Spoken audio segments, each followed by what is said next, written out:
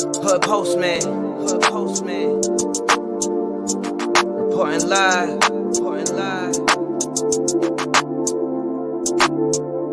This the Hood Postman, come and check the program. You ain't from the streets, this is something you should know, man. Running from police, gotta grip the wheel with both hands. Speeding down the interstate, please do not approach him. 40s in the fridge, got the caddy in the driveway. Get all out of my face, I don't wanna violate. Looked up in the mirror and I told myself, why wait? We took this shit worldwide, you only in 5 states. Came from the 4 corners with my 4 quarters. Showed them the style, then they stole on us. Times got wild, then they told on us. Dog, it was hard, but we had to keep it rolling. You ain't gotta ask, you know where to find me. I be in the back streets where it get grimy. It's just me and Mel, Rennie looking bride D.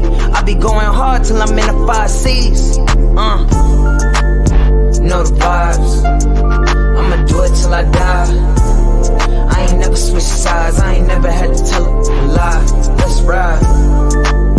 Know the vibes, I'ma do it till I die.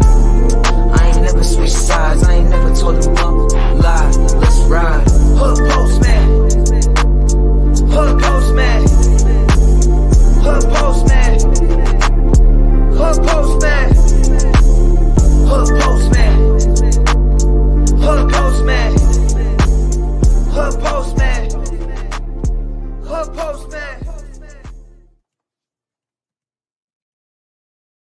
Shout out to the Mailroom Goons. Shout out to the Mailroom Nation. I am the Hood Postman. Peace, family. Peace, peace, peace. Let me get a shout out to the Marlena Williams, Postmaster General. I see you in the house.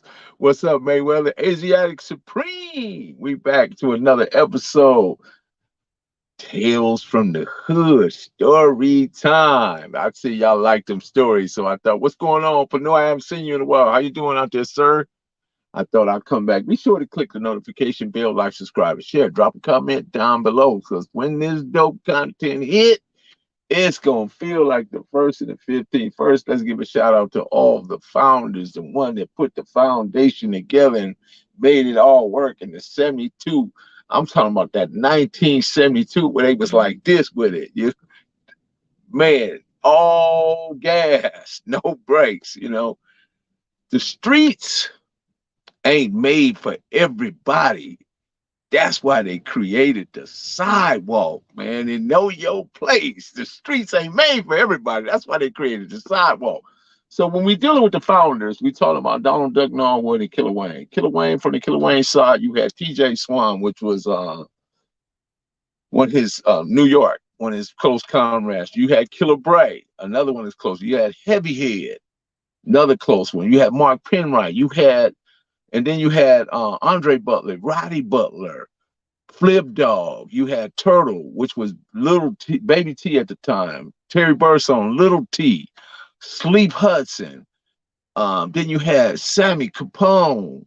You had just a host of them guys right there. You had Whiskey, all on the Midtown side, all on the Midtown. And then later on, that's when you get the Kizzies, the Gangsters, and the Fat Daddies later on, but I'm talking about that 72 and 73 era where that was that target area right there, which was known as the Midtown. As for the Parkside banging, the Parkside banging was a lot more thicker, and there was a lot more people that was engaging in the park, because you got to remember the park had to deal with, during that time, they had to deal with the U.S. boys.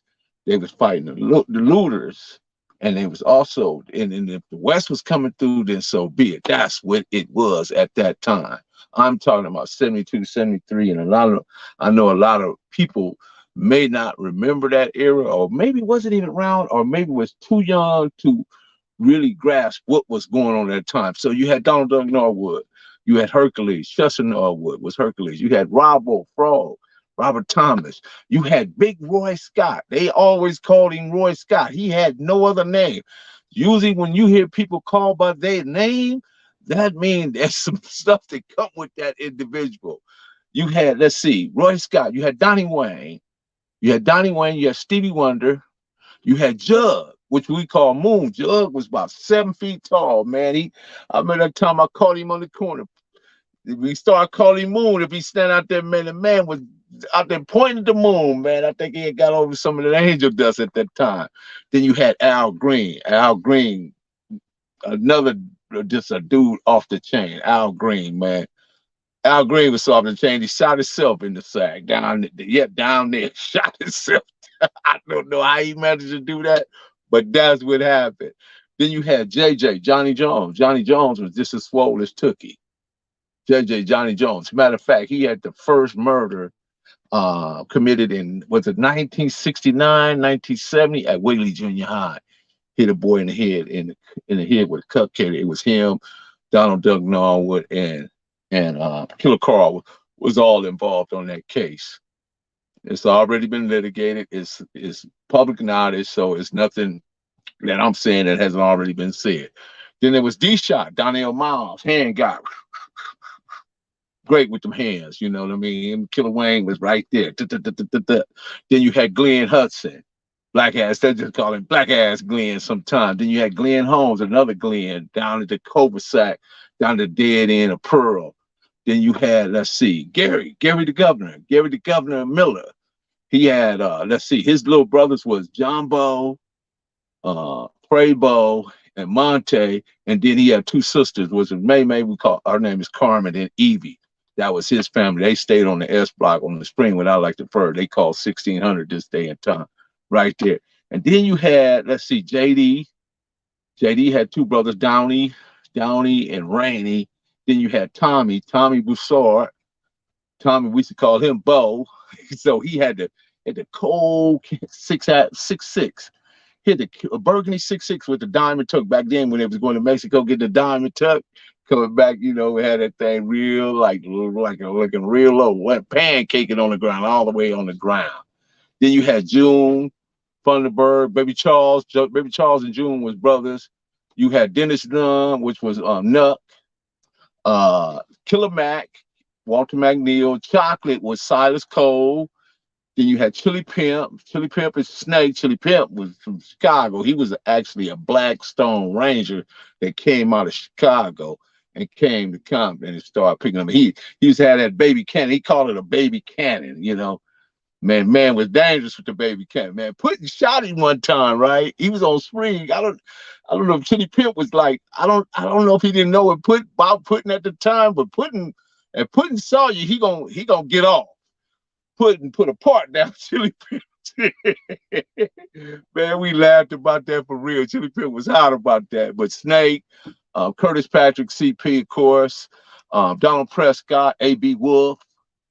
Let's see who we got. Frankie. I said Baby Charles. I said, let's see, Frankie. Taboo with Big Taboo and other Taboo off of Golden Street, which was Darnell and Glenn's brother-in-law.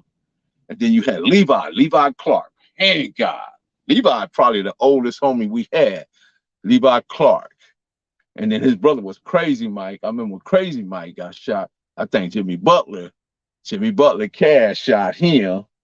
Yeah, that's what, because they had got into it. Because Jimmy Butler grew up with these dudes, and he was right there in the neighborhood. You know, they used to go back and forth, but they all knew each other. You know what I mean? It was like, I'll push you, you push me back. I'll push you, stand at the scratch line. I like to put the stick on the shoulder. I dare you to double dare you, knock it off, and you know, all that kind of stuff, right? Then you had Sugar Bear, Big Mac, Crazy Bob. That was my crew. Sugar Bear, Big Mac, Crazy Bob, and Big Drew Fly. That was my crew right there. At that time, I was seeing Q, Baby Huey, then Melly Mill, and all that stuff. Then you had Maddox. Anthony Maddox, Karate Man, and then you had let's see, Baby Crip and Crip Doctor, Baby Crip and the Crip Doctor, and they actually lived on the Midtown side, but they claim Oaks Park. You know, go figure that. You know, then you had Yogi and Boo Boo, Mr. Ranger, Jelly, of course, they was a whole family. Then you had Squab and Ant, two brothers. Then you had White Boy Dean and Burdock stayed on the same street. They stayed on Oak Street. Burdock lived, he stayed on one side, Burdock lived across the street. And then you go around the corner, let's see. Around the corner on Golden, that's where Bay Rob and Bullet and Ken Tate, they lived on Golden as well. And then you, Bitter Dog Wallace, who stayed on my street, him and Butch. Big Scrunchy, we call him Big Scrunchy. another hand god right there. And then you had, let's see, Big Scrunchy, Crazy, who was that? Crazy Bob. I talked about Crazy. That's what Rockhead. See, Rockhead, Big Crazy Bob is Rockhead's uncle. So that was my crew right there. We all hung out together. Then, of course, my brother Rat, my brother Ange, my brother H, Marsha Bed, Donald Gripper. Shout out to Donald Gripper. I forgot to mention him the other day. Hugo, Scrunchy, Big Jonesy, Raider, Big Raider, Donald Guyton, and Rod Guyton. I mean, there's just so many. I don't know if I can remember all these cats, man. Gaybo, Daybo, T-Bone, Mushmouse. I forgot about Mushmouse. Stayed on Santa Fe. Killer Kev, Doodoo, Lil Ronnie, J Mac, let's see, Snag, and Little Me. I forgot about them. Them two was boxers. They was actually boxing. They boxed at the Compton House of Champs. Both of them hand guys. So we get into the hand guys today, you know. And then if you go, then I can't take these dudes out because there was Bitter Dog Bruno, a Red Dog, King Ning. They was from the Grandies, but they spent a lot of time. And sometimes dudes had double affiliations, you know what I mean? And I don't know if they looked at it that way, but that's the way I articulate it, because even in our section, we had double affiliations. We was Midtown, Santana, Oaks Park. You know what I mean? We made a gumbo. That's just what it is. In order to make it work, we had to come together. We had to Voltron it up. And then it became what it was, you know? So yeah, you had Big Tookie. Let's see, Big Tookie, Killer Carl, Guy Walker, Pretty Crib. You had Little Cross. You had Weasel, Shotgun, and Mad Nut. And damn, I know I'm missing some more people. Them was all out the Red House. This is all in the section. These are all the cats that you could find in Oaks Park during that time. And then on the backside, you had the Linwood Crips. There was no Palm and Oak. It was Linwood Crips. It was Shawty Duck, let's see, Shawty Duck, Tonell, Gary Stewart, Stephen Washington, which was Tweety Bird, later on became Santana. There's somebody I know I'm missing. Wino, Peabody. Let's see, Jerome. Let's see who else. So them just the people that I can call off my head, top of my head. I know there's much more, but don't hold me to that. Don't crucify me because if I didn't remember your name, but shout out to that whole section, whether you was in Midtown, whether you was Oaks Park, whether you was Linwood, because at one time, whether you was in the Red House, we all functioned together as one. See, people don't remember that because they wasn't around. Maybe they wasn't around, or they was too young to understand what was going on and taking place at that time. Well, I went to the Lady of Victory. You went to the Lady of Victory, right? So here's the thing, right? I don't mind guys asking, especially my moderators. My moderators get asked all the questions they choose, right? But the guys that just come in and just want to ask question after question, man, send a donation, super chat, and I'll be glad to answer your question. So, but today we're gonna talk about my brother Rat. My brother Rat and brother Angelo. They both went to the military. While in the military, they acquired some skills and they learned how to do certain things that was on a military mindset, that they learned how to become experts, marksmen, and they was very handy with handling weapons, you know. And this later on, shout out to Western Air, this came in the place during this one time. It had to be about 87, 88. My brother Ange, he's down at by my mom's dad's house down there. He's down there doing his thing, and I'm down at the dead end next door to the homegirl Carmen, May, at the chick named Barbara. It was Barbara and Betty. Funny story about Barbara and Betty. Both of these girls, sisters, right? In love with yours truly. It shows because I'm putting paint where it ain't. You know, that's just what it was back then. You know what I mean? And I understood that, you know, the PUSSY, if you ain't careful, that's long-term robbery on a man. That's long-term robbery. You know what I mean? But I understood that game. I became, you know, I guess you can refer to it as a scientist when it came to a woman and man, because I learned to read from the long hand book. I didn't take the short hand, because the short hand, if you understood the game, you knew the principles of it. You understand? So, but anyway, I'm down there running my pharmaceutical company. I don't have a license to run it, but I'm running it. So there was Barbara and there was Tony Rome. Tony Rome was right there too. I had just got Tony Rome. Tony Rome was from the pocket. He had got shot doing a botched robbery in Long Beach, and he got paralyzed. And he was in a wheelchair. He was in a wheelchair. He was wheelchair bound, but he was still like trying to be like that about that life, right? So Tony Rome, I got Tony Rome like a 25 automatic or something, just to keep something under. He stuck it under the seat, the wheelchair seat. Somebody get out of pocket, he whip it out, right? So anyway, so this other cousin of theirs come by, and I don't want to say his name because he from another set. This all transpired. So he really ain't feeling how I'm doing my thing, and how his two cousins like really like choosing up on me. You know what I mean? It got so bad. The Mama Lindsay, came and tried to pay me to leave her daughter Betty alone. Tried to pay me, but I told her, explain to me, it ain't me you got to pay. What you got to do is be able to explain it to your daughter and make her clearly understand that maybe I ain't the guy for her. See, because one thing about this woman and the man thing, a man, if you really about that life, a woman you ain't forcing a woman to do nothing, because there ain't no gorilla in me. This thing is about keeping something, always having something to say at light and tap, and be humorous, be funny, and be witty, and be intelligent. That's what it is. It's a mental game. It's a skull game. It ain't no physical game. It ain't none of that. It's a non-contact sport for me.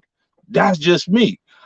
Because if I'm indulging in it, I'm not gonna overindulge, because if I'm selling liquor, it's like if I own a liquor store and I'm sitting up there drinking up all my liquor, I'm sampling too much of the product. So I ain't never been like that. You know what I'm saying? And I'm just explaining some of it. I know I'm getting a little bit off of the conversation. But anyway, so what happened, can you guys hear me okay out there? Make sure everybody can hear me. I want to make sure everybody can get. Let me know if you can hear me. Marlena, can you hear me?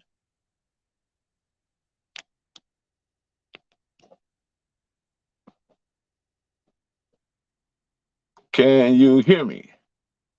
Nobody's saying nothing. Loud and clear. Okay, cool. So this particular day, dude come through and he tripping. Unknown to me, he got this trench coat on. So something about it, I'm looking at him like, man, what's up with this dude? So this so happened, my brother Age come down, and sure enough, dude tried to attack me with the butcher knife. My brother get off on him. Wow. So my brother, he tried to chase me with this knife, right? This big old long kitchen butcher knife, right? He tried to get at my brother. My brother dipped on him. Whoop. But my brother, usually we had that goddamn it down there with us, but my other brother, Rat, is like coming up the street. My brother grabbed him and come back down. So this dude, he owned me. He's coming at me every kind of way because I'm finessing at that time. I'm young and I'm good. I guess I was good. I stayed out of the way. I didn't get cut. I didn't get stabbed, because he really like swiping at me with this knife, right? So to show you how good my brother was, my brother Rat fired off one shot. Bah! Man, the dude, boom, tuck.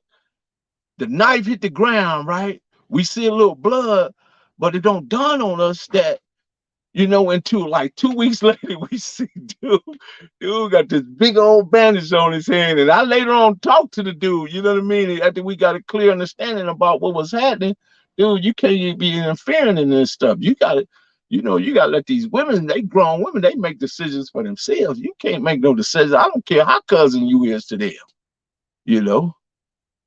You can't force them to believe or understand what you're trying to convey to them if they're not willing to go along with that program. They got another program that they own. So you got to let that work out. So we see him, Rat hit the dude right here in the hand where he had the knife, right? Hit him, bam, dropped the knife. That's how good about it. I got another incident with my brother Rat when he was in Long Beach. We'd make that another story though. But anyway, dude tucked tail. So now I go back to doing what I'm doing at the same house. But that to show you how this spot is, it must be something, it must be like an omen at this house, because I get a second situation, right? Another pimp dude, and I ain't gonna say his name. He driving a brand new Mark Lincoln and whatever at that time, and he got his girl. She out there, doing her thing, getting money, whatever, and she come across my path. So I'm getting at her and telling her, man. So I'm thinking about taking a banana peel, sticking it in the newspaper, and serve it to him, right? Anybody that's been in life, they know what that means. Read the news, you just been peeled. That's just what that was at that time, right? So, but anyway, prior to that, there was this dude named Tollywop, and I don't know that the pimp dude, somehow he connected to Tollywop. Tollywop had the spot down the street. So I'm trying to get it. I used to call my little homies the little bastards, right? So I get the charcoal lighter fluid, right? I hit the dope. Hit the door, right? I'm trying to flush him out. You know what I mean? Because we finna get it. We see him up in there in it. He in violation. He in a neighborhood doing what he doing. And then he didn't check in. He didn't check in. So I light it. The door is on fire. Man, this nigga opened up. He had the door. It was the bar door. And I'm hoping that it go through and it catch the wooden door, and that way it start burning. He got to come out, right? That's just my thinking, right? I'm thinking this, right? Man, this nigga had a fire extinguisher. He opened up the door. Put the fire out. So the bro, in turn, tell the dude, I'm going to say his name was Eric, tell Eric about the situation. Right, so I'm down at the spot down at the dead end of Spring. I'm chilling. It's early morning. The little girl, Tisha, Barbara's little girl, Tisha, she getting ready to go to school. So I'm asleep, but I'm not asleep. I'm kind of just like, kind of like in a haze. So I hear somebody knock at the door. So it don't never even enter my mind that this fool don't came up to the house and he want to holler at me. So when she opened up the door, he look and see me propped up on the couch, laid back. I still ain't looked up. But when I do look up, shout out to OG Steve for that. When I do look up, he coming down with me. It's another nigga with a knife. He catch me right here. I don't know if y'all can see that scar. There's a scar right there. He catch me right there with the knife. Bam. So I roll off. Bam. I kicked him in the nuts. Bah! Kicked him in the nuts. He fall back. I catch the door. I get out. So when I get out the door, he got the Lincoln right there parked. So I see the firebrand. That's when he come out the house. I don't grab one of them red bricks, a half a brick, right? A red brick. When he come out, bah! I hit him. The nigga think I don't shot him with this because that brick hit him. I heard the impact. Bah! It's like I shot this fool right with this brick.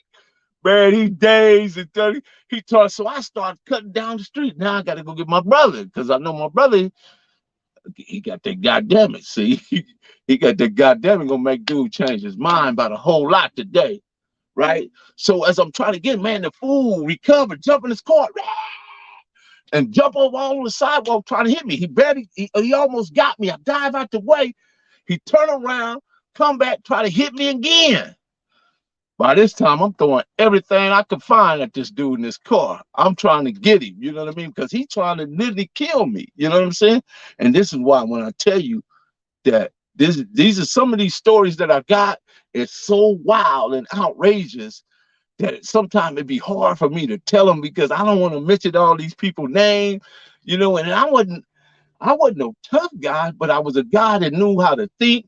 I was a guy that knew how to map stuff out, and I was a planner, you know what I mean? And I never let nobody get a advantage over me. You know what I mean? I always planned and thought out how I was gonna move and move in strategic, right? In a strategic. Shout out to the BAM, shout out to DJ Vegas, shout out to Jeffrey, shout out to Ben, everybody in the chat room. So the pimp dude, he skirt off. Now his car is like toe up, trying to get me. He don't tow up this brand new car.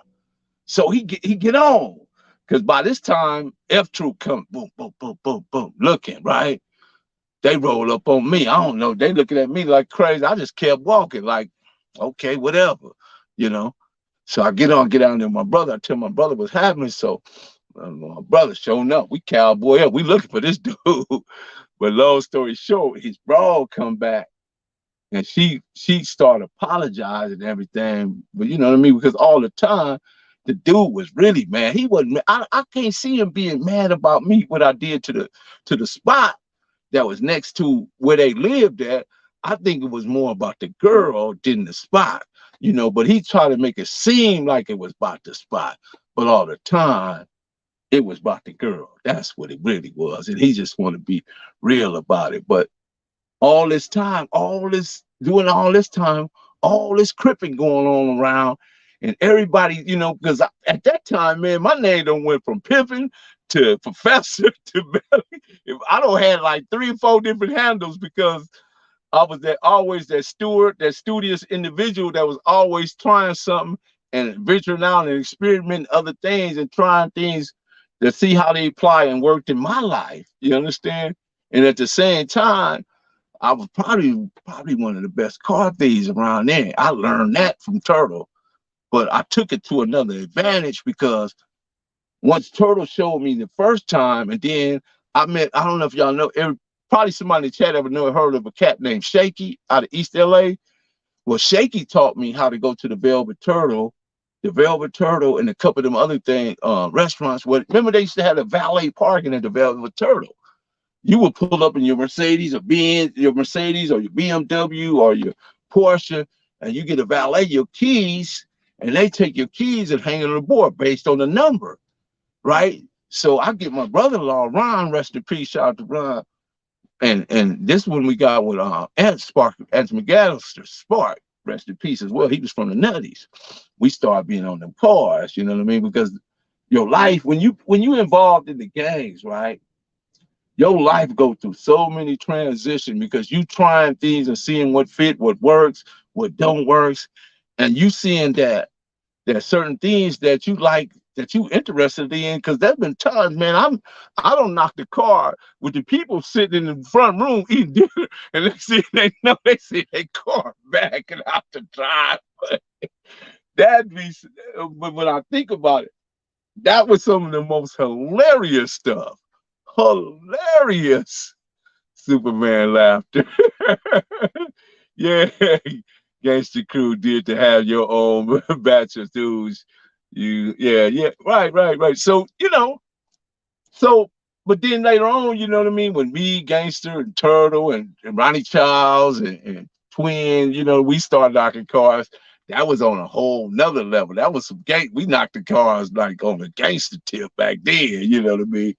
But anyway, so going back to Anthony and my brother Ron and Shaky taught us how to go to the Velvet Turtle and these others, and I think it was the Brown Derby and other exclusive restaurants, because Shaky was knocking Mercedes and Porsche and BMWs, and he had the white boys that would buy anything, any car, just drive it up, boom, boom, boom, it's gone, So yeah, we worked that twist, man. I was going to the Velvet Turtle, man, getting cars out the valet.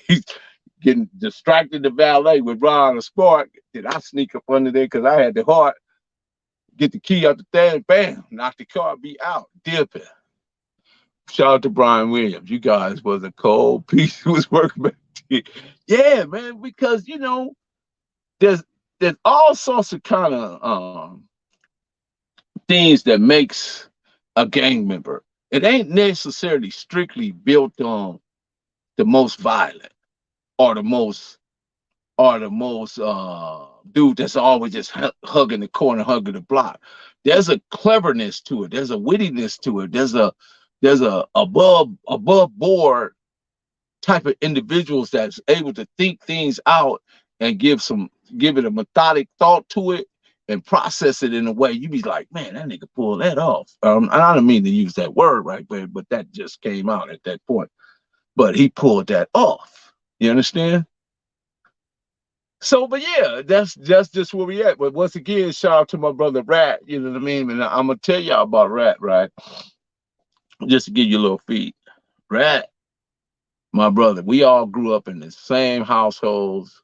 We, like I say, the Gershie Montanas, the Rockheads, the BJ, the Kitchens, uh, all the people right there. We all had the same moms and dads. You understand? All our moms and dads were all our moms and dads. We didn't lock the doors. We went in each other's house. We slept and ate and did whatever we had to do. And it was just, we were just raised that way. And I think those were some of the best times because Miss Kitchen, scold me, check me. Londa Flynn, which is Gershie mom, could do the same. Londa was really one of our biggest advocates because when we wanted to have a party or something, we went to Londa. The other parents would be like, Tony gets Londa, like, nah, let them have that party, man. We gave some of the best parties right there because Roscoe had some of the baddest music. I can't even remember the name of that music that music system had, but it was so off the chain, man. Trust me, very few people had that type of system during that time.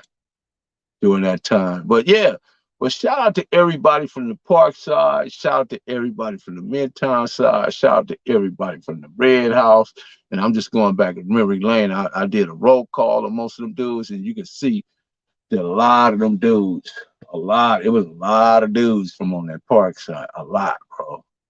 And during that time, they was fighting them U.S. boys. At that time, they was calling you in the rule. They was following the power rule, and a misunderstanding between Curtis Patrick. See, Curtis Patrick was originally a power rule, and he had to fall out with Ray. I don't know what their misunderstanding was. Ray Johnson was power rule number 1 at that time. He was the top power rule over there on the east side, and they had a misunderstanding, and it went bad. It went real bad. You know what I mean? And I don't want to shout out to the Johnson, shout out to Russell, and rest in peace to his brother Pee Wee, and the rest of the Johnsons. Shout out to them. You know what I mean? For just figuring out whether they need to do as far as getting some closure to whatever that circumstance or situation was. Later on, Curtis Patrick, I think he had a lot of demons in his life. You know what I mean? Because when I had the other spot, I had another spot, and I had the scanners and all that stuff, and I'll be listening to the police scanners. And one night, a call came out, and it was a girl. She was calling, for help because her boyfriend had shot her sister and then shot himself. But unknown to Curtis, he thought he had killed his girlfriend's sister, but he didn't. So he took his own life. You know what I mean? He took his own life, and that kind of was a sad moment. You know what I mean? Because he was really a good dude. He just, during those times, people was trying to really feel and understand who they were and how to apply it in life. You know what I mean? And there was a lot of mistakes made, like Chocolate, Silas Cole. He went out to San Jose doing some robbery stuff and some burglary stuff, and he was killed out there. He was killed out there. So you had John McElroy, him and Rockhead, at early age, they went out and did what they did, and they went down in like 78, 79, for like the same thing, just trying to be on the hustle, just trying to figure their young life out and getting out there and just trying something and thinking that's going to be a catch-all or a cure-all or something that they can, sink their teeth into and be okay, And shout out to T-Bone, my homie T-Bone, Bruce Holyfield, Wayne Holyfield, rest in peace. They was part of that section too. My homeboy Gabo. I got to bring my boy Gabo because Gabo, another hand guy, right? We used to call it the GTG.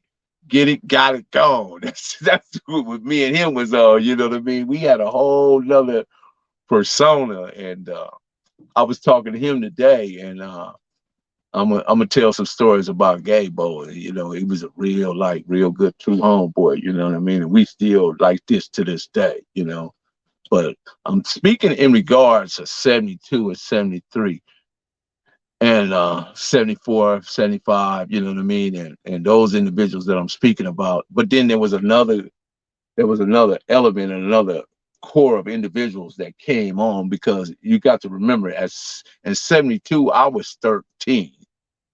I was barely in the mix or barely being able to be around. You know what I mean? So nobody under that age couldn't even come, you know, because Tookie and Donald Duck and Killer Wayne and them, they wasn't, you know, letting no kids hang out with them or nothing like that. And I ain't taking nothing from nobody, but I'm just telling you how they were, you know, because I was there and I knew, you know, what kind of individuals they were, you know.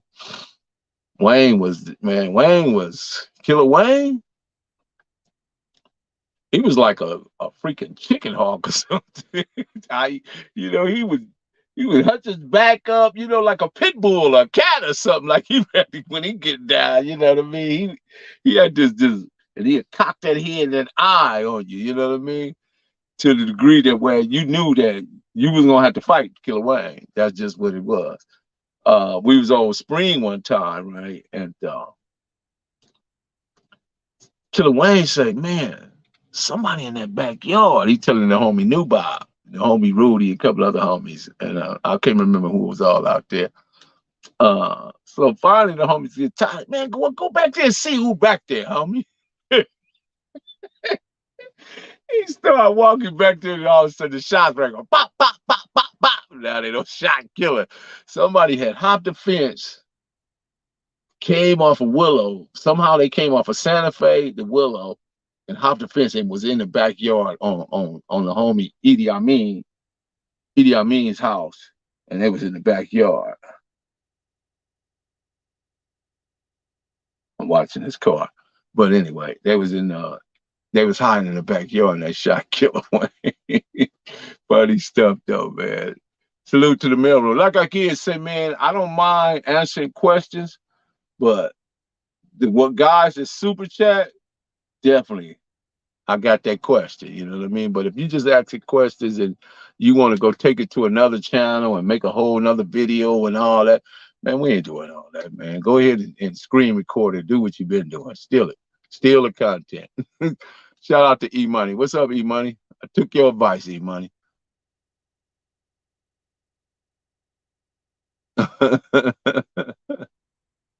King Mike Marks, what's good, man? So, King Mike Marks, you got a question for me? Marlena, E-Money, you guys got any questions? Where's my boy Asiatic Supreme? God's property.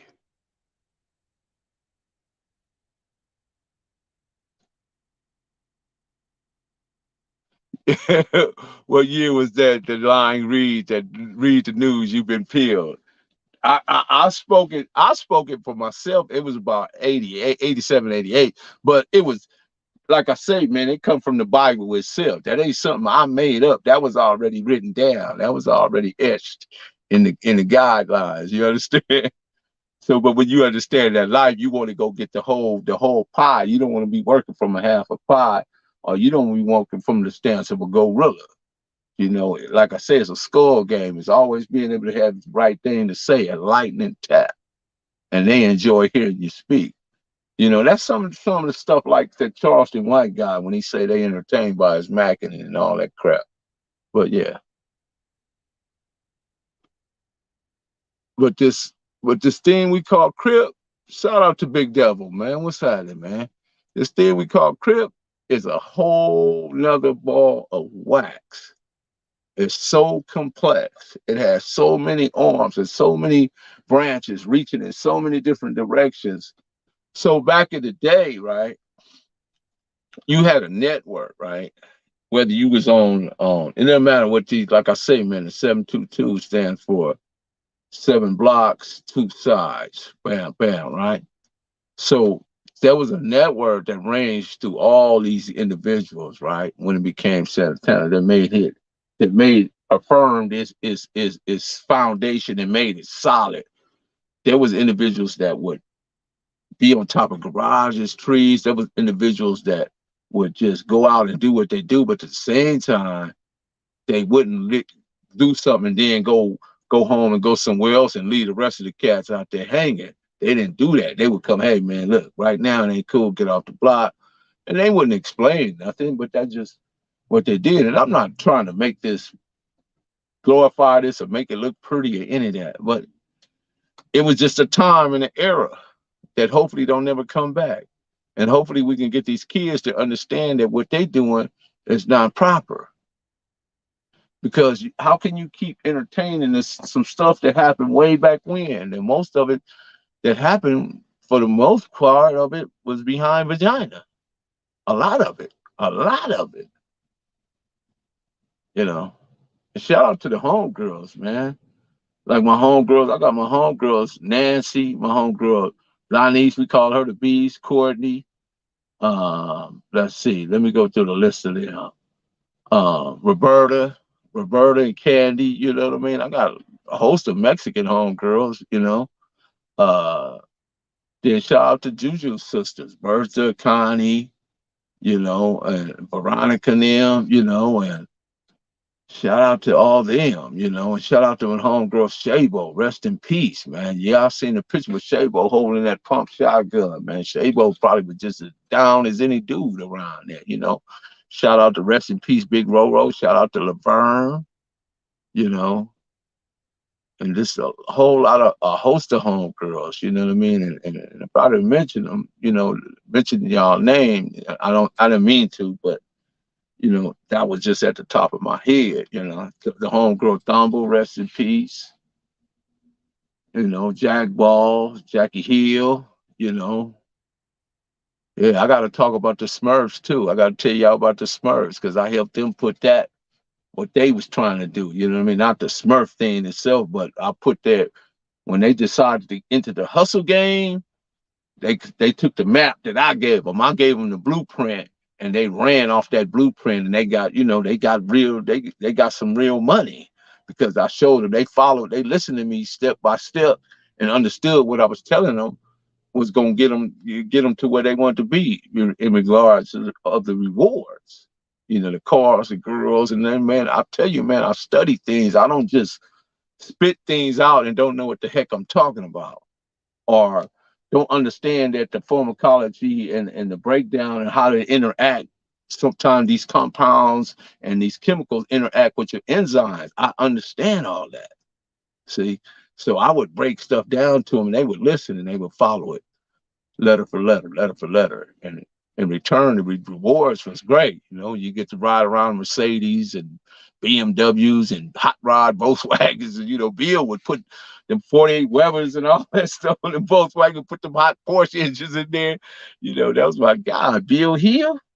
Bill, man, him, Eho, Scotty, Meat House, CC, Doobie, Sam. You know, and I know I'm missing some more out of the Smurfs, but yeah, they became Santana too. They came into that dynamic, you know, they embraced it. Yeah, sure did. So yeah, so that's where we at today. So any more people got any questions? Big Deb, you want to jump in again?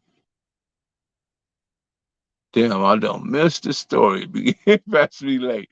Yeah, shout out to Hustletown, Texas. Right on. Shout out, man. Shout out. What's up, OG Steve? Where you been, bro? Yeah, even my homeboy Big T, you know, Big T was over there. Big Dale, remember Big T, Big Terrell, man. He was hitting all the poke streets, you know, had them going over there, you know what I mean? They, you know, few people was mad about Big T over there, you know, putting that work in, you know. I'm talking about in regards to putting the product in the hands and in the streets, and people can make money. You know, when you got a good product, man, you don't have to sell it; it sells itself. And that's the thing about this internet. Even during the time when we was out there hustling, right? I never understood why dudes would get mad at me because whatever I had was better than what they had. when all they had to do was not trip on it and then come ask me. And then I'm like, yeah, let me turn y'all on to this. That way we all had the same thing and then we all be on the same page. But now I got all the people coming to me and now they mad because they can't figure out their stuff. And then when you offer them that opportunity, they don't want it. They turn it down, but yet they're going to be mad too. Yo, it was a crew gang here in H-Town in the early 80s in the South Park lane. The Smurfs, really? Yeah, we had some homies with Smurfs, man. How I become a mentor, Manny Mel, by being studious, by being honest, by being loyal. That's how you do. Because listen to this, man.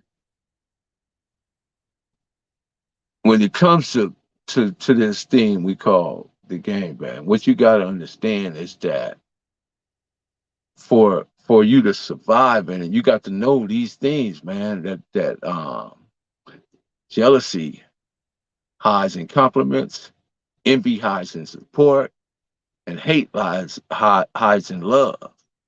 Just because they're giving it to you don't mean they have it for you. Once you understand and overstand and understand, you'll be able to navigate a path to where you stay solid and you stay on the positive because all spaces are filled, whether positive or negative. But you get to make the choice where you want to be because we come to this life not knowing nothing. Everything we know is learned behavior. So sometimes we have to unlearn the stuff we know and put the good stuff. In other words, take the bad out and put the good in. In other words, take the lies out and put the truth in. And then you able to stand on something. In other words, stand on your purpose. Whatever your purpose is, stand on that. Don't deviate from your purpose because your purpose is what people want to enjoy. Your purpose is what people like to see. Your purpose is what people are going to gravitate towards when you own purpose. And you have a meaning. In other words, you have a meaning and a purpose, and that's fluent and that stands out, because we don't have to be vulgar. We don't have to be on the internet cursing and shouting and acting just outrageously wrong or offended, because here's the thing, right? I intellectually respond. I don't emotionally react. That's what I do. I learned to do that. It took some time to get there because I'm going to be 64 in March, you know. So I got a lot of years. I got more years behind me than I do in front of me. You know that. And I understand that. Melly Mel asks, how do you become a mentor? Yeah, I know. I know. But what I'm saying, you got to have the foundation for it, though. That's why I said what I said. He got to have the foundation for it. Once you get the foundation, then you don't have to ask how you become a mentor. You are a mentor. See how that works? Nobody can make you a mentor. It's how you navigate this life. In other words, you reposition yourself for nothing but good and positivity to come from you. And then that in itself will make you a mentor because you can show guidance, you can show strength, you can show individuals how to walk this life.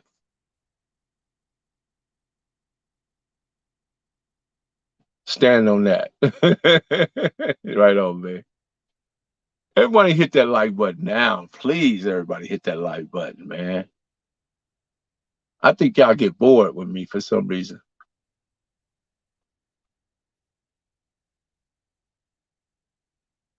Oh, what's the link? Let's see.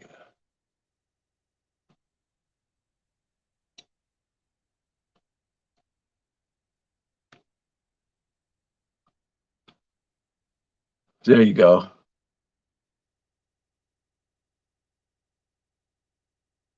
Oh, he said moderator. My bad. I thought he said mentor. Maybe I'm looking at that wrong. Okay. Oh, okay. My bad. Let me look at it to see what he said. Oh, he did say moderator. I thought he said mentor. I don't know why I thought mentor. I do not know. Let me see. Who was that? Who was that asked that question?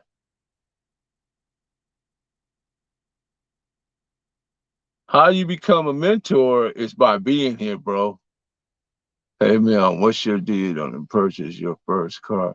Hey, Mel, what year did you purchase it? Ah, man, I got a brand new, and I'm gonna ask you your question, Brian, because I see you here all the time. I had a brand new Grand Prix coming out of high school. What up, Big Dale? What about Mel? And that was 75, bro. Sitting in the office. So I graduated in a 77, so I had a 75 Grand Prix. That was my first car. Other than that, I was in my mama's station wagon, wheeling. We was still in Roger's car. Me, BJ, Sugar Bear, Big Man.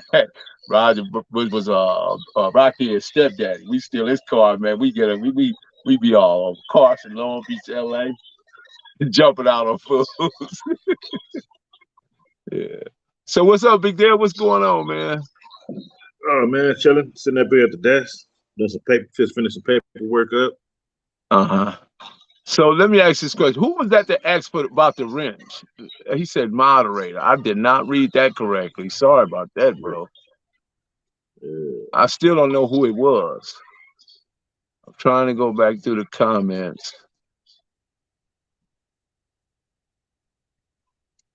Who was it, Marlena? Who was that asked that question?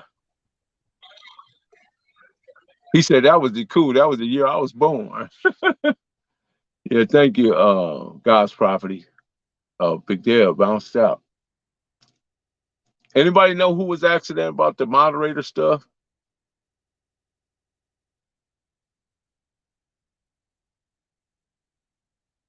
See, now you want to ask the questions, but you don't want to super chat, see?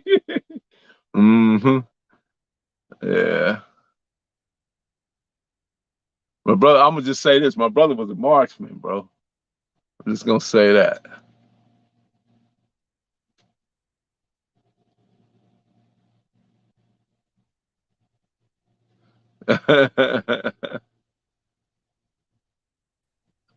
Yeah. What up, Big Dale? You back?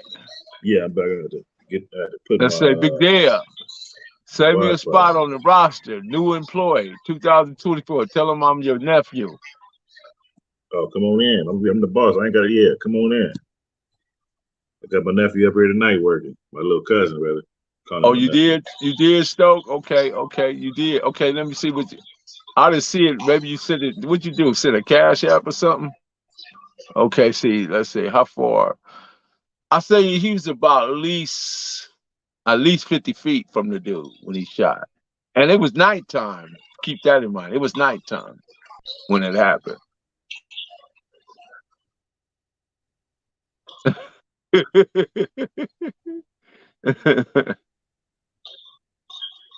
Yeah, so what's been going on, Big Dale? You got all your paperwork caught up? Yeah, everything's done. I'm chilling, man. Waiting for them to finish making this food. They're out there barbecuing today, so. Oh yeah, they got it going on. Yeah. Cooking some chicken, some rice and beans.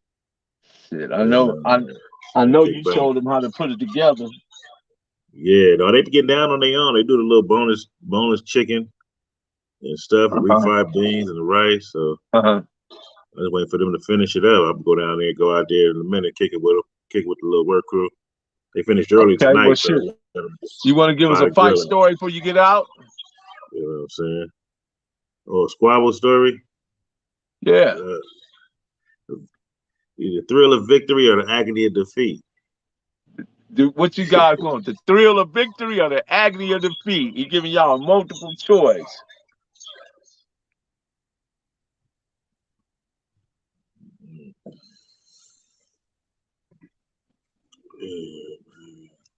I think it is agony. He said the agony. LJ, Marlene. Let's see here. Let me see which one that stood out the most. It was when I was in LP, Lost my Dream. I was juvenile hall. How old were you there? I probably was about maybe 16. So that put it right at Right 80 around, something, right? yeah, probably around 88, 87, 88, Okay. around Uh-huh. there. So I go to Los Padrinos Juvenile Hall for the first time. That's my first time in there. So at this time, I was considering myself. Wait, hold on, right quick. Wait, hold that thought right fast.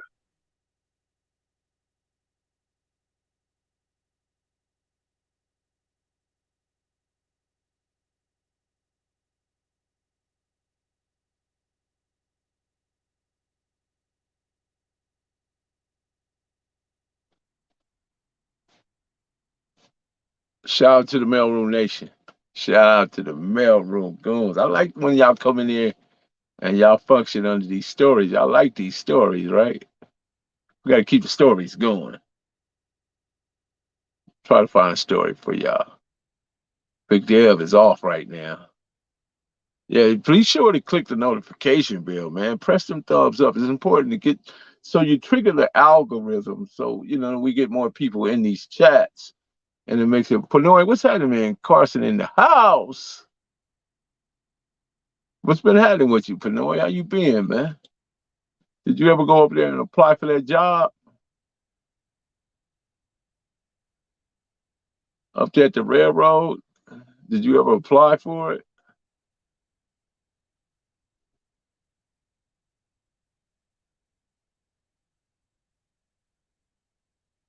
I think Big Dale might be stuck. He got too much going on at work. He I'm back. probably I had to take that phone okay. call. So before, when you're a kid, you growing up, you know what I mean. You think you can fight, and that was my thing. You know what I mean. I thought I could fight. You know what I mean, because slap boxing, and a couple of little skirmishes here and there. You thinking you know, big boy on campus. You know what I'm saying? But your mama always told you it's always be somebody that's better than you. You Uh-huh. know what I mean? So when I go to Los Padrinos, I'm in school. We going to school, going to class. So I run into these two dudes from Bebop Watts. And we're in the same unit, we're unit N and O. And they had the worker in there's name was Mr. Stiegel. You know what I'm saying? You got a problem with somebody, he'll let you get in the day room, they let you get down. You know what I mean? And we chilling, you know what I mean? And that whole all that day, we're going back and forth. We hollering door to door. Everybody hollering on the hood. They front. Whoa, whoa, whoa. And back Yes, then, that's the cash out. there's all three right there. Send him the And cash then, out, Marlene. when you yell your hood out back then, if somebody stomp on the ground, that mean they dissing it. Uh-huh. You know what I mean? So I'm behind the door in the cell, yell my hood out, and they stomp on the ground. So I'm like, all right, it's on then when we go to school, it's on. So, we wound up to school, and I said, yeah, who was that stumped down on my hood like that? Dude from Bebop said it was me. I said, where you from? I'm from Bebop Watts. Now, I ain't never heard of Bebop Watts. It's my first time hearing about that. So when I told him where I'm from, he said, I ain't never heard of that. You know what I mean? So I take off on him. Boom, but I miss. So I try to get off first and I miss. Man, that nigga got the welling on my ass. And I couldn't get my balance because when he hit me, he kind of dazed me. So I'm trying to get my balance, you know what I mean? And I didn't have no type of fight structure back then. I used to always just go for that one hit a quitter. That And that one hit haymaker, a huh? quitter. Yeah, that one hit a quitter. I fired a pistol and I missed. You know what I mean? And he was on my ass. You know what I mean? I'm trying to get that one hit a quitter off again. I kept missing him. I really couldn't get my balance, man. He put hands on me. You know what I mean? I had to, swallow my pride and just take that L. So we go back after school, we go back to the cell. I'm lumped up. The homie Lowdown, he on the O side, I'm on the inside. So Mystigo told Lowdown, yeah, your homeboy got whooped on. So he like, oh man, he come to my side like, oh man, let's get them, let's get him. I said, nah, he got me. I'm just got to try again tomorrow. You know what I'm saying? So I let a couple of days go down because I got to let the ooh-wee knots go down. You know what I mean? But it broke my spirit. My pride was, that's the Uh-huh. first L I ever took. You know what I mean? like he stole something from me and I couldn't do nothing about it. You know what I'm saying? So I'm in my cell doing push-ups. You know what I'm saying? I'm shadow boxing. I'm trying to, you know what I mean? Trying to work myself back up. The next day come, go to the day room. I see I got to square him up real good this time before I, get that one shot. Fired on him, didn't even daze the nigga. You know what I mean? He got on my ass again, but he got on me. He on my ass. Now I'm trying to choke him. I'm trying to do kicking. I'm everything. You know what I mean? But yeah, he got me, man. He got me. That's how it go, man. Yeah. You're gonna win some and you're gonna lose some. Yeah. You know?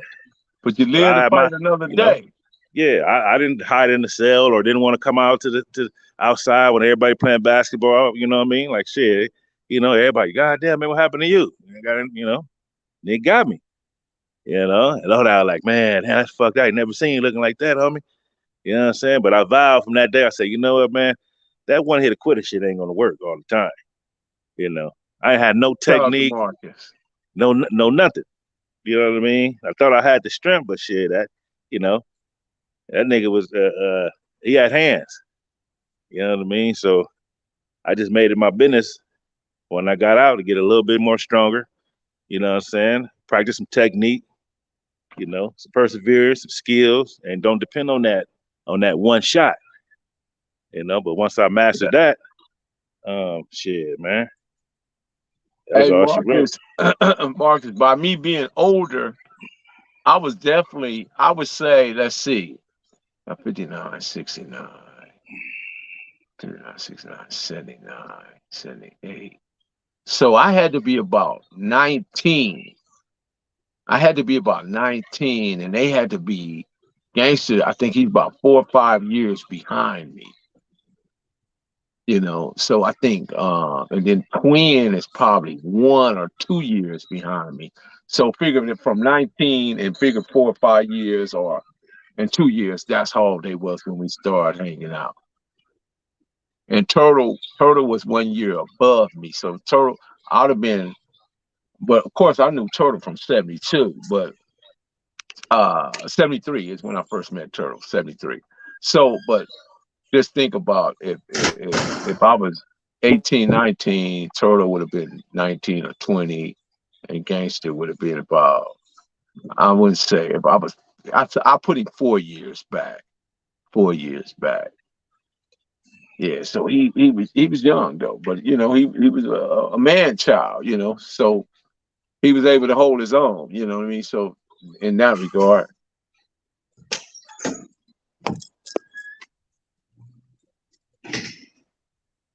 Yeah,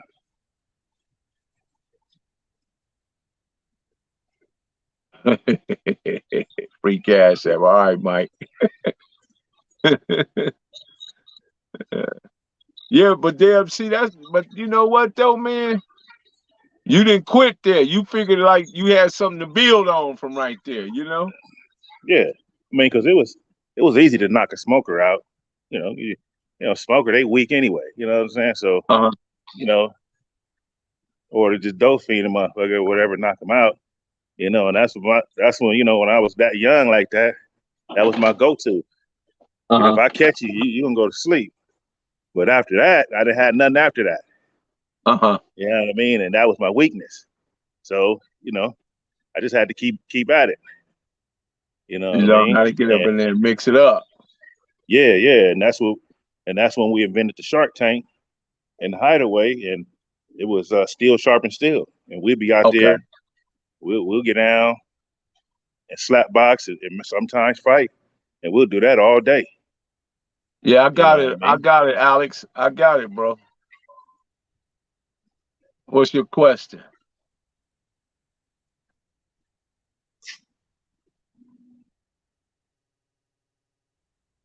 Yeah, go ahead, Deb. Oh, yeah. But that's why I say, Deb, that the streets ain't for everybody. That's why they created the sidewalk for some of these dudes. You know what I mean? And you prove yourself 10 times over, and then you also was able. You became, a steward in where you at now. You know what I mean? By taking all those challenges, assuming the responsibility of man, taking care of your family, your wife, your kids, and you know, buying a home, you know, and just, you know, moving up from there to that top position that you now have, you know. Yeah. That's honorable. Yeah, a lot of people can't say that. A lot of people can't come from where we come from, you know, and figure it out. All right, bro, have a good one. Okay, cool. Yeah, and yeah, they'll come from where we came from. Yeah, you know true. what I mean? It takes a lot, man, to get past that lifestyle and that mindset. And you know, come out your comfort zone a little bit, because there's more out here to life than just the streets. Right. You know, you know, but yeah, man. Yeah, I saw it, Stokes. What's your question, bro?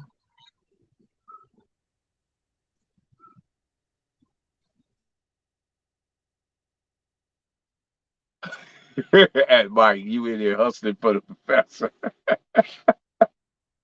I see you. Yeah, I got you. Yeah, I got you, bro. Yeah. So how's the crew coming together? Dave, everybody, you know, pulling their weight? Yeah, somewhat. I mean, you got a couple of dudes on the verges of leaving, of not making the cut, but you know, it's I mean, it's like on the railroad, you got people that's good test takers, or they can't process the information and then apply themselves to the information, because it's a lot. You know what I mean? Even to just move trains around the yard and throw switches and be a groundman and connecting and disconnecting a train, it's a lot that come to it. It look easy, it sound easy, but if you can't speak the terminology, and then you can't, you know, apply that stuff and talk on the radio and do all this 10, 15 different things at one time, then, you know, they'll let you go. Stokes, you got that coming, bro. Just not this time. After I see you in here a couple of more times, and I know you consistent, because most of the moderators that are in here, bro, they very consistent at what they do. You know, you just can't come up in here one time and expect to get a wrench. It's just, you know, it's consistency, and you know, just being in here, man, engaging, and yeah, you make the cut, bro. Don't worry.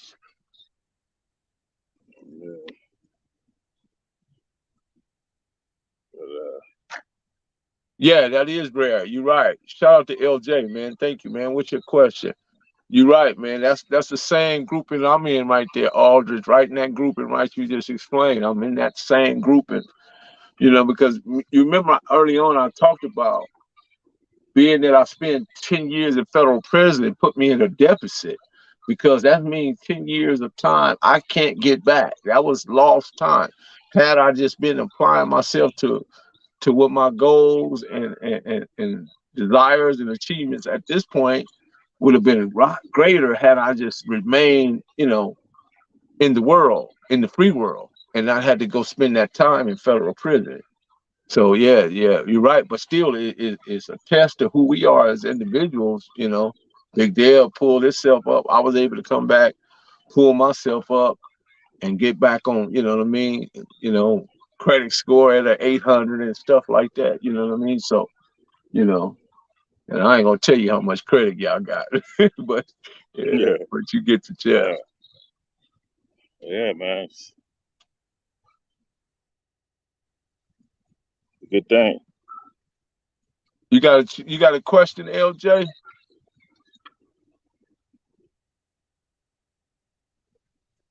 Salute to the mail room, man. Man, right on, Big Dale. Appreciate it, man. You know, I just really went to that whole Oaks Park lineup, basically the whole Midtown lineup. You know, and I touched on Shorty and damn, I can't. Somebody I'm missing over there in Linwood, man. Duck, Shorty, O'Neal, Gary Stewart. Oh, Duck, Palm Oak Duck. Yeah, well, they weren't Palm Oaks back then. They weren't Palm Oaks. Yeah.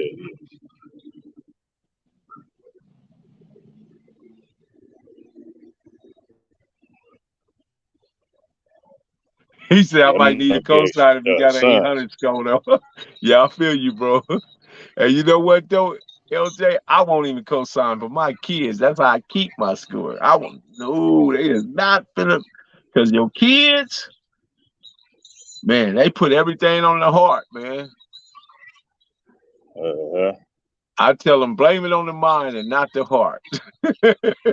When I'm dealing with my kids, because they be trying to get me to do something, I just tell them, hey, just blame it on my mind and not the heart, because I love y'all. But I cannot I cannot co-sign because I'm going to wind up paying your bills. And that's going to make you a poor hustler. Yeah. You gotta learn how to get it out the mud. Ain't that what they say? My daughter, I got a daughter, she'll call me in a minute and say, Dad, and I know when I hear that certain tone, I need 200, I need 300. And I'll be like, okay. She said, I'm telling you, Dad, I'm gonna pay you back. I'm all this. She'll go through the whole thing, right? Man, I won't hear from her until the next time she needs another 200. She'll call in between, but she won't never mention nothing about that 200 or 300. Man, won't mention a word about it. I don't say nothing either. But then when she come back and needs some more money, that's when I said, hey, you ain't took care of that last bill. Oh, Dad, you know I love you and all that. Yeah, okay, but you still ain't took care of that last bill. Now, had you would have said, let me have, then that's different than letting me borrow. When you say let me borrow, that's what I think you mean, because that's what you said. But if you say let me have, then I say, okay, here you go, daughter. Here you go. Go. You good. You know? Or my son surprised me last time, man. That man had all kind of $100 bills in his pocket. I hit him before he could hit me. I said, let me hold 40. Yeah, my son, Was Easy been from having. Kelly Park that you know of? Nah, Easy wasn't from Kelly Park, man. Easy was from Compton neighborhood. He lived on Muriel, which is part of Compton neighborhood. But notice that the Kelly Park, the Landing Drives, the Kelly Parks, and the Compton neighborhoods share one big old gigantic neighborhood, and it just blocks. And the Landing Drives, of course, on the Landing Drive and probably Washington. The Kelly Parks are probably from White Street, Cookacre, Stoneacre, Paris, all the way up to before you get to Muriel. And then from Muriel, Panez, and Bradfield and Essie, all the way around the Cuzco. I call it Cuzco, but they call it Cuzco, but it's Cuzso, Cuzco.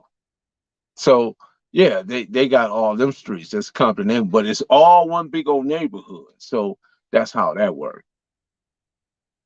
So I think it would have been a lot smarter if they had to just figure out their thing and just call it one thing. You know what I mean? They would have been a lot more stronger together than they was divided. Because at one time, even when all that stuff was U.S. over there, right?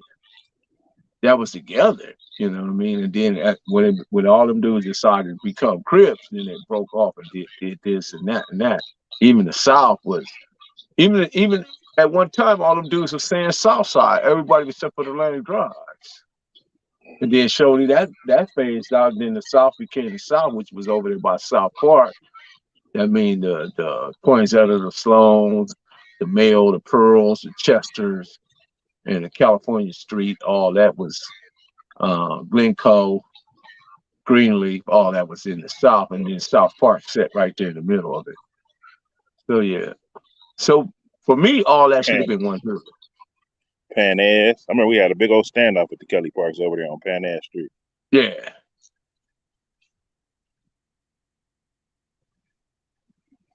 But see, that's interesting because that was one of the Compton neighborhoods was on Panez. Yeah, They we was went on over there that's messing where with a female from Kelly Park over there. Gary Prater and all them lived at. Yeah, I was messing with a female over there, and she invited us over there. I came over there with a couple of homies, And right across the street, I already knew it was gonna be a bad idea as soon as we pulled up. You know what I'm saying? We got the music bumping, we in the Cutlass, you know, Jerry curls and hat, you know, looking, we banged out. And they see us, we get out the car, we go up in the house, and she like, yeah, we can sit on the porch. I'm like, man, I said, them your homies? They're like, yeah, they come across the street. Where y'all from? We tell them where we from. And one dude said, man, nigga, fuck Palm and Oak. I said, we ain't from Palm and Oak, nigga. I don't give a fuck, but fuck Palm and Oak. We going back and forth. I be telling him where we from, and he like, nigga, it's Kelly Park. Fuck Palm. I'm like, nigga, we ain't from Palm and Oak. Even though them are our close allies, nigga, we not from right there. We ain't from over there. Yeah. Oh, nigga, y'all niggas from Palm and Oak. Y'all niggas from Palm and Oak. Nigga, you gotta show us some tattoos. I tell the homies, nah, we ain't doing that. I'm not lifting no shirts up, homie. Y'all just gotta do what y'all gotta, you know. The homie like, nah, let's just go. You know what I'm saying? I'm like, shit, you know, back then I'm a teenager, so that, you know, nigga didn't want to punk like they punking us or something, you know. But shit, we stood right there. You talking about Palm and Oak, man. Y'all ain't even from no damn Palm and Oak. Yeah, like nigga, yeah, like, you know. But in my mindset, I'm like, man, if they can let us leave, we coming back. You know, y'all let us leave, we're gonna hit a corner and we'll be right back. Right. But we gonna show you what it really do. Yeah.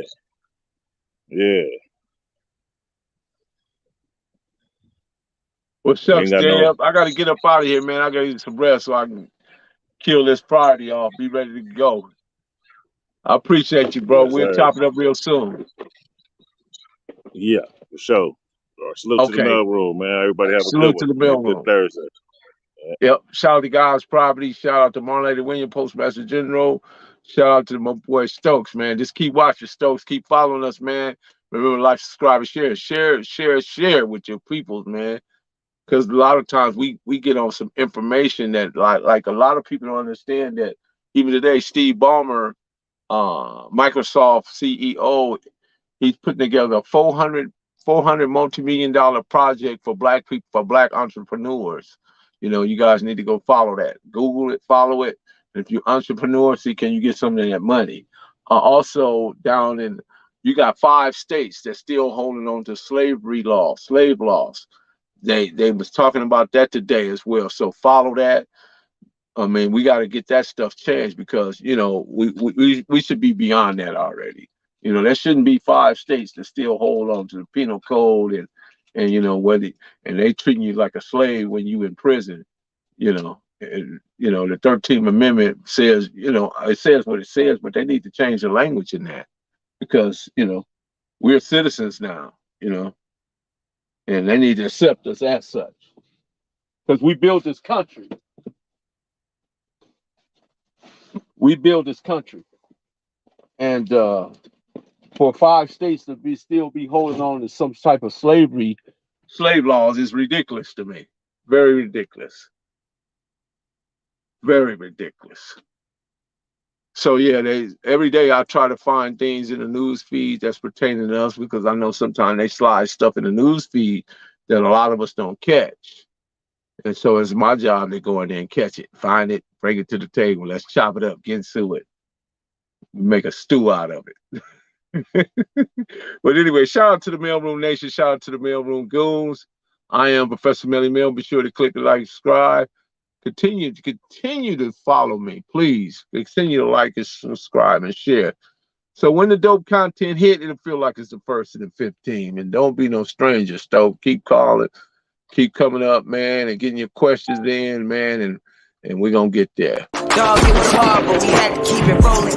You ain't gotta ask, you know where to find me. I be in the back streets where it get grimy. It's just me and Mel, really looking grind deep. I be going hard till I'm in the 5 C's. Know the vibes. I'ma do it till I die. I ain't never switched sides. I ain't never had to tell a lie. Let's ride. Know the vibes. I'ma do it till I die. I ain't never. Shout out to the Mailroom Nation, the Mailroom Goons. Marlene Williams, go ahead and lock the door because we are gone. Tired, right? Go to sleep, Professor Melly Mill. Good night, y'all.